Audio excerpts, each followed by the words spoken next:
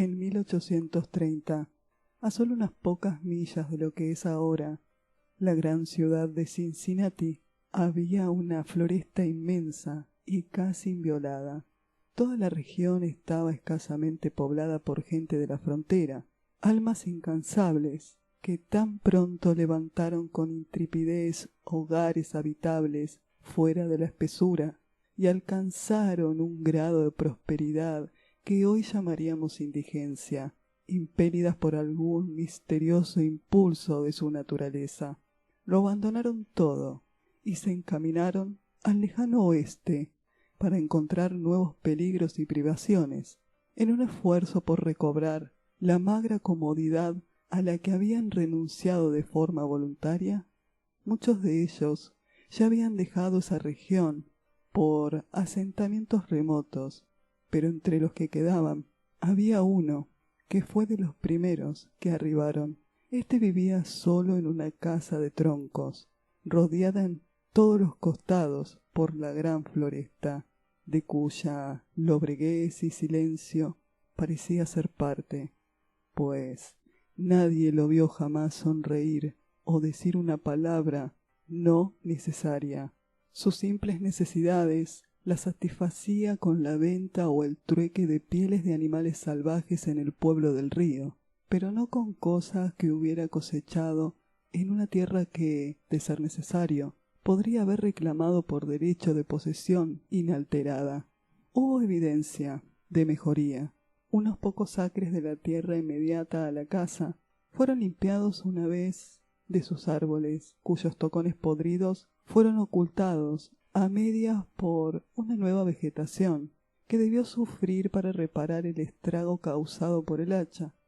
Al parecer, el fervor del hombre por la agricultura ardió como una llama lánguida, expirando en cenizas penitentes. La pequeña casa de troncos, con su chimenea de estacas, su tejado de tablillas combadas, apoyadas con pértigas atravesadas, y sus sellados de barro, tenía una sola puerta, y opuesta de modo directo una ventana. La última, no obstante, estaba tapiada. Nadie podía recordar un tiempo cuando no lo estuviera, y nadie sabía por qué estaba tan cerrada. Ciertamente, no por el desagrado del ocupante hacia la luz y el aire, pues en esas raras ocasiones en que un cazador había pasado por aquel sitio solitario, el recluso había sido visto comúnmente tomando sol él mismo en el umbral, si el cielo le proveía resolana para su necesidad. Yo me figuro que hay pocas personas vivientes hoy que hayan conocido alguna vez el secreto de esa ventana, y yo soy una de ellas, como verán. El nombre del hombre se ha dicho que era Murlock. Tenía en apariencia 60 años, pero en realidad unos 50. Algo, años atrás, le había dado una mano en su envejecer. Su caballo y toda su larga barba eran blancos, sus ojos grises, sin brillo, hundidos. Su rostro singular estaba saturado por unas arrugas que parecían pertenecer a dos sistemas interceptados. De figura era alto y enjunto, con una joroba en los hombros, como si cargara algo. Yo nunca lo vi. Esas señas las supe por mi abuelo, de quien obtuve también la historia del hombre cuando yo era un chico. Él lo había conocido cuando vivía cerca de allí, en esos días lejanos. Un día, Murlock fue hallado en su cabaña, muerto. No hubo tiempo ni lugar para coronas ni periódicos, y yo supongo fue acordado que había muerto de causas naturales, o me lo habrían dicho, y lo habría recordado. Yo solo sé que, con lo que fue, probablemente, un sentido de lo propio de las cosas, el cuerpo fue enterrado cerca de la cabaña, al lado de la tumba de su esposa, quien lo había precedido hacía años atrás, que la tradición local retenía con dificultad algún indicio de su existencia. Esto cierra el capítulo final de su historia verdadera, excepto, en verdad, la circunstancia de que muchos años después en compañía de un espíritu igualmente intrépido, yo penetré hasta el lugar y me aventuré lo suficiente cerca de la cabaña ruinosa como para lanzar una piedra a ésta y correr de allí para huir del fantasma, que todo chico bien informado de la localidad sabía que rondaba el sitio. Pero hay un capítulo anterior. Ese me lo ofreció mi abuelo, cuando Murlock construyó su cabaña y empezó a cortar con su hacha tenazmente para levantar la granja. El rifle, entre tanto, era su medio de sostén. Era joven, fuerte y estaba lleno de esperanza. En ese país occidental de donde venía, se había casado, como era la moda, con una mujer joven, digna en todas las formas de su honesta devoción, y que compartió los peligros y privaciones de su suerte, con un espíritu de voluntad y un corazón ardiente. No hay registro conocido de su nombre, de los encantos de su mente y persona. La tradición guarda silencio, y el dudoso está en libertad de acariciar su duda. Pero Dios no quiera que yo la comparta. De su afecto y dicha hay certeza suficiente en cada día adicional de la vida del hombre viudo, pues que, si no el magnetismo de su memoria sagrada, pudo haber encadenado ese espíritu venturoso a una suerte como esta. Un día, Murlock regresó de una cacería en una parte distante de la floresta y encontró a su mujer postrada con fiebre y delirio. No había un médico en millas, ni un vecino. Ella tampoco estaba en condición de ser dejada para buscar ayuda, así que se dio a la tarea de cuidarla para devolverle la salud. Pero al final del tercer día, ella cayó inconsciente y falleció, al parecer, sin tener nunca un atisbo de razón. Por lo que sabemos de una naturaleza como la suya, no podemos aventurar a esbozar algunos detalles de la pintura de bosquejo dibujada por mi abuelo, cuando se convenció de que ella estaba muerta. Murlock tuvo suficiente sentido para recordar que el muerto debía ser preparado para el entierro. En la ejecución de ese deber sagrado se confundió una y otra vez. Hizo ciertas cosas de forma incorrecta, y otras que hizo de forma correcta fueron hechas una y otra vez. Sus fallas ocasionales para culminar un acto tan simple y ordinario lo llenaron de estupor, como el de un borracho que se pregunta ante la suspensión de las leyes familiares naturales.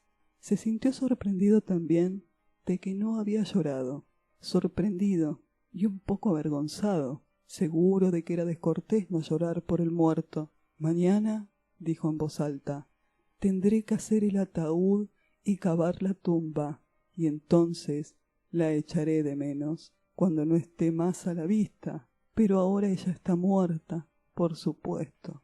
Pero todo está bien. Debe estar bien de algún modo. Las cosas no pueden ser tan malas como parecen. Se puso sobre el cuerpo en la luz menguante, ajustado el cabello y dando los toques finales al simple toilet, haciéndolo todo de una forma mecánica, con un cuidado desalmado, y aún le pasaba por la conciencia la sensación de la convicción de que todo estaba bien, de que él debía tenerla otra vez, como antes, y todo se explicaba. No había tenido experiencia del dolor, su capacidad no había aumentado de su uso, su corazón no podía contenerlo todo, ni su imaginación concebirlo de forma correcta. No sabía que había sido golpeado tan fuertemente. Ese conocimiento vendría más tarde y nunca se iría.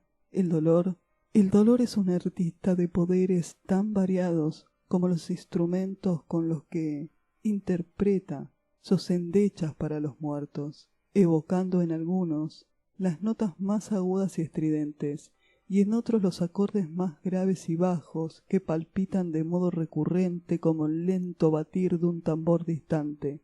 Algunas naturalezas se sobresaltan, otras se quedan estupefactas, pero unas vienen como el golpe de una flecha, hiriendo toda sensibilidad de la vida más perspicaz. Para otras es como el leñazo de un garrote que aplasta a los entumecidos. Podemos concebir que Murlock fue afectado de esa manera, pues, y aquí estamos en un terreno no más seguro que el de la conjetura.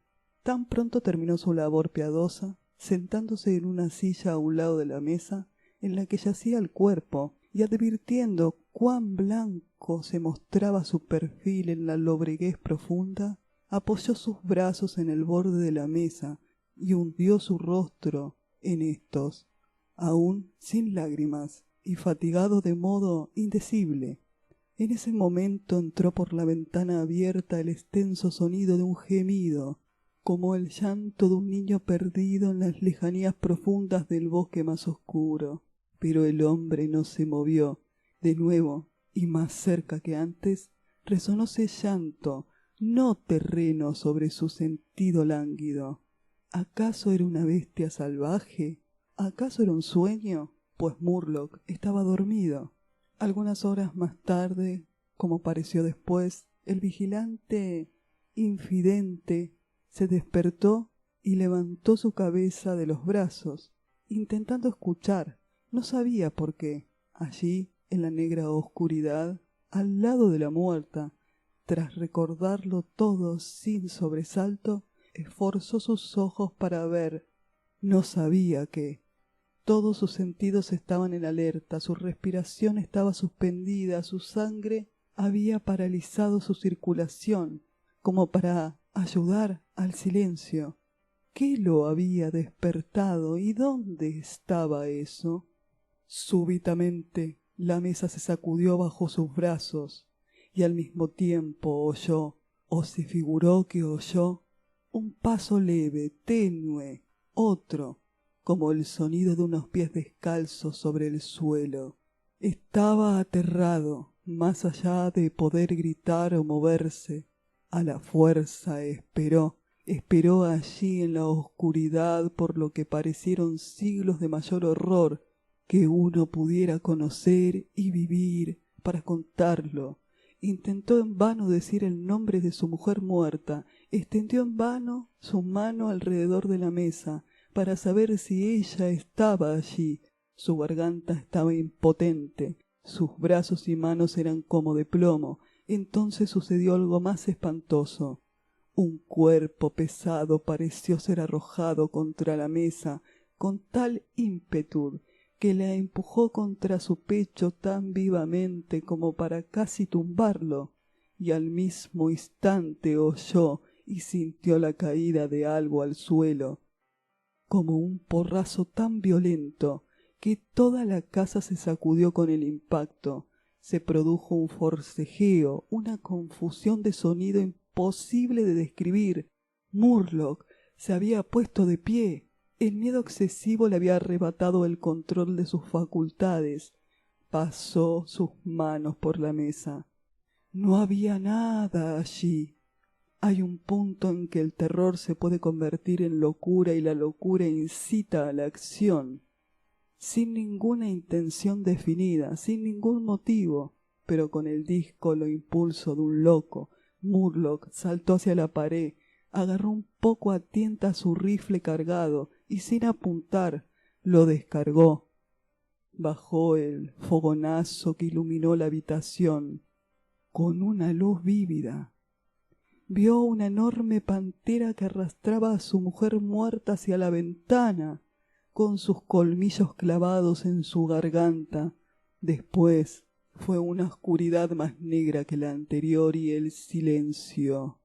Y cuando recobró la conciencia el sol estaba alto, y el bosque se atestaba del canto de los pájaros. El cuerpo yacía cerca de la ventana, donde la bestia lo había dejado, cuando fue espantada por el fogonazo y el estruendo del rifle. La ropa estaba desarreglada, el largo cabello en desorden, los miembros yacían de cualquier modo. De la garganta lacerada, de forma horrible, había brotado un charco de sangre que aún no se había coagulado por completo. La cinta con la que había amarrado las muñecas estaba rota. Las manos estaban apretadas fuertemente. Entre los dientes había un fragmento de la oreja del animal.